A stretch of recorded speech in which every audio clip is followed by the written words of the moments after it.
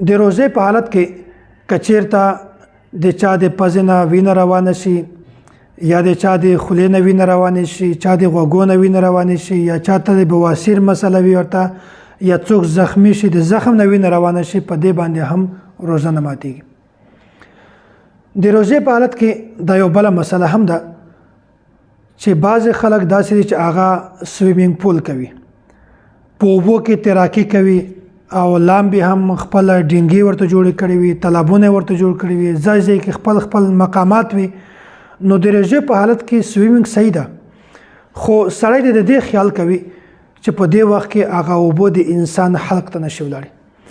که چېرته هغه اوبو د سړي حلق ته ولاړې شي یا په یخ صورت کې، په دغه باندې د روژې قضایي شته، کفاره نشته.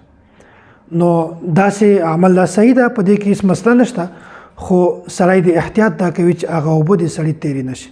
که چېرته اوبه تیرې شولې حلق ته ننوتلې، په داسې صورت کې په ده باندې د روژې قضایي شته او کفاره نشته.